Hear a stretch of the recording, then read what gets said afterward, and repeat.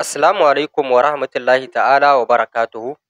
Al'umma, ‘yan uwa, ‘yan Nijar, barkanmu da warhaka. Da fatan mun waye gari cikin ƙoshin lafiya. Muna yi muku fatan alkhairi a duk inda kuke a faɗin duniya. Alal haƙiƙa, kamar dangance da abubuwan da suka dinga faruwa a kwana biyun nan, duba da irin da maganar da wasu daga cikin ‘yan Nijar waɗanda suke kiran kansu ‘yan gwagwarmaya kuma suna yi ana jin su, suna faɗi ana jin me suke faɗi. To a wannan gamin sun yi abin da bai kamata ba, kuma sun faɗi zance wanda suke tunanin cewa su a wajensu sun faɗi gaskiya ne zuwa ga al'ummar ƙasa, musamman ‘yan Nijar waɗanda suke zaune a ƙasashen waje, wanda Abubakar Mara ya yi magana ya ce ministan harkokin waje ya ce ‘yan Nijar kowa ya yi ta kanshi, wanda kuma kowa ya riga ya sani a lokacin da duka waɗannan matsaloli suke faruwa kuma suke kasancewa, shi ministan harkokin waje ba ya cikin gida Nijar. Kenan waɗannan matsaloli da suke samuwar al'ummar ƙasar Nijar da suke ƙasar Libya, matsaloli ne waɗanda sai dai a yi fatan Allah Ubangiji ya kawo ƙarshensu, da kuma su mahukunta idan suna da matakai waɗanda za su iya ɗauka dangance da kare ‘yan Nijar a kan waɗannan matsaloli. Idan kuma hakan tana citira abin yana da matuƙar wahala, to dole ne ga mahukunta su buga sandar ikonsu a kowane ɓangare a kan talakawansu, domin shi talaka sai an tsawata mishi yake sanin cewa an kula da shi, sai an hana shi yake sanin cewa lallai an hana shi kuma ya hanu. Domin duk ƙasa idan aka tabbatar da cewa akwai tsari, akwai doka, kuma akwai odar doka, to babu shakka kowa zai bi doka kuma ya girmama abin da mahukunta suke buƙata a yi. Kenan don haka su mahukuntan ƙasar Nijar sun san irin matakan da ya kamata su ɗauka, to amma ba sai sun fito fili sun ce a'a ga abin da muke so mu yi muku ba, ga abin da muke so mu yi muku. A gurinsu idan lokaci ya yi na abu, to za su aiwatar da shi ne a matsayinsu na jagorori masu jagorantar al'umma, a sanar da ku abin nan ga shi ga yadda yake, ga yadda kuma ya kamata ku yi. Kenan don haka shi wanda ya yi wannan magana ya tabbatar da cewa lallai maganan nan bai kamata ta fito daga bakin shi ba. Ni ko da na ji maganar daga bakin shi na yi mamaki, kuma ina mishi kallon mutum nutsatstse wanda idan ya faɗi magana tana gaskata. To a wannan gamin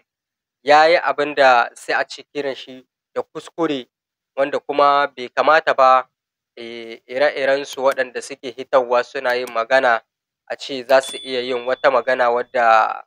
ba za ta iya tabbata ba ta zama gaskiya, ko kuma wani abu makamancin haka. Wannan yana da kyau a ce mutum ya ƙara gane cewa akwai abin da in ka gaye shi miliyoyin mutane ne suke bin ka, wani daga lokacin da ka gayi abin ya maida shi gaskiya, wani daga lokacin da ka gayi abin ya maida shi wani abu mai matuƙar muhimmanci saboda yana ɗaukar ka da kima da daraja. To daga lokacin da aka ce ka yi wannan maganai kuma abin ya zo bai tabbata ba, abin ya zo ba a aikata shi ba, ka ga su waɗannan da suke ɗaukar maganganunka da muhimmanci za su zo kuma su dinga tunanin anya idan ka faɗi magana nan gaba za su iya gamsuwa da kai, dole sai ka aza musu cikakkiyar hujja ko wani abu makamancin wannan. Wannan ya sa muke kira ga al'ummar ƙasarmu ta Nijar, lalle halin da al'umma suke ciki hali ne wanda ya kamata a samar musu da mafita, kuma duk mafitar da za a samar ma al'ummar Nijar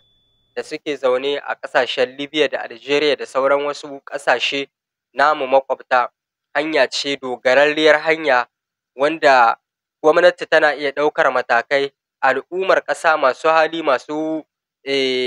ƙarfi su ma suna da nasu gudunmuwa da za su badawa a kai. Amma menene ya sa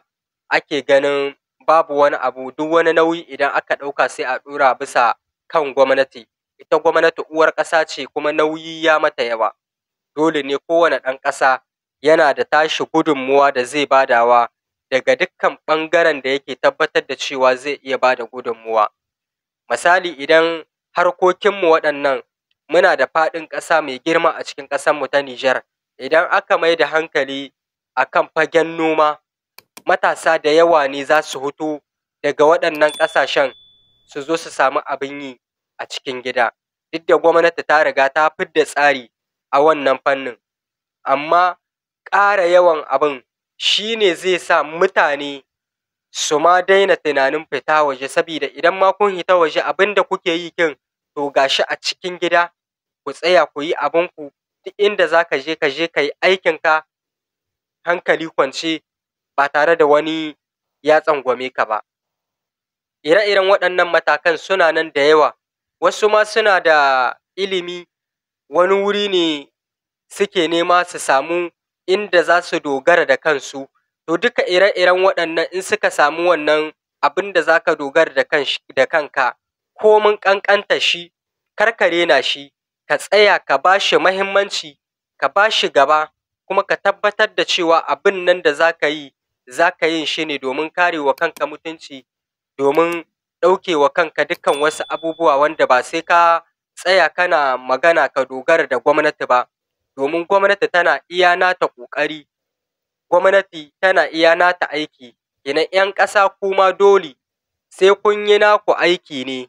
a cikin wannan aiki naku ne da kuke yi, kowane talaka zai samu damar abin da za ya yi, ya tsaya ya kula da ƙasar shi, kuma ya tsaya ya yi abin da ya dace. Akwai wasu waɗanda sun riga da sun ba da shawarwari, waɗanda suna tabbatar da cewa waɗannan shawarwari idan aka bi su babu shakka lallai za a cimma nasara 100%. Wannan shawarwari ne masu kyau. To mahukunta ne su za su dubawa su ga waɗannan shawarwari menene a cikinsu, kuma menene abin da ya kamata a yi. Wannan aiki kenan ya rage ga hukuma, kuma muna tunani insha Allahu, muna kuma sa rai za su duba waɗannan shawarwari, kuma in Allah ya so ya yarda za a samu mafita a cikin wani lokaci, insha Allahu in Allah ya so ya yarda. Mai girma shugaban ƙasa, shugaban sojojin ƙasarmu, General Diarmi Abdurrahman Chani, ziyarar da ya kai a ƙasar Mali da Burkina Faso, ƙasashenmu na Confederation kin IAS, ziyara ce wadda tana da matuƙar muhimmanci a wajen tafiyar waɗannan ƙasashe namu na Confederation kin IAS, domin ta haka ne shugabannin suke ƙara nuna ma al'umma cewa akwai muradai da kuma gururruka waɗanda aka sama a gaba a cikin wannan tafiya, kuma insha Allahu in Allah ya so ya yarda za a kai musu, kuma za a cimma gaci a kansu. Waɗannan shugabanni duk ƙoƙarin da suke yi bai wuce ƙasashenmu su zama maganar diflomasiyya bakinsu guda ba, harkar tsaronmu ya kasance bakinsu guda, harkar tattalin arzikinmu ya kasance kuɗaɗe ma da za mu yi amfani da kuɗaɗenmu namu na kanmu. Wannan abu ne mai matuƙar muhimmanci. Wannan abu uku su kaɗai idan aka girka su a cikin ƙasashen Confederation kin IAS, wani abu ne muhimmi wanda ƙasashen yamma da ƙasashen da suke ganin cewa ba su yarda da ƙasashen IAS ba, to za su shiga taitayinsu, domin a halin yanzu ƙasashen IAS sun gwada ma duniya su ƙasashe ne waɗanda suke tsayuwa da kansu, waɗanda suke da shugabanci, da kuma al'ummar ƙasashen da suka tabbatar da cewa a yanzu sun waye a ta kowane fanni, sai dai gurɓatattu daga ciki waɗanda suka riga suka kasance karnukan Turawan yamma, waɗanda har yanzu ba su gane,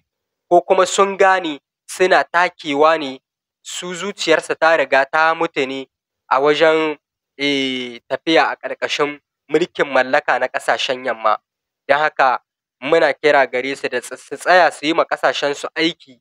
domin ka bar ma kanka kyakkyawan tarihi. Idan ma kun ƙi yakin, to kun yi a banza ne, domin talakawa sun riga da sun rinjaye ku, talakawa sun riga sun fi ƙarfinku, kuma shuwagabanni sun riga sun yi tsaye a wannan fannin, don haka za mu kama musu da addu'a. Ku kuma da kuka yi tsaye a wannan za mu ci gaba da addu'a Allah Ubangiji ya yi mumu maganinku, Allah Ubangiji ya ba mu ikon ɗaukar muku mataki a kai. Insha Allahn Allah ya so ya yarda muna yi muku fatan alkhairi.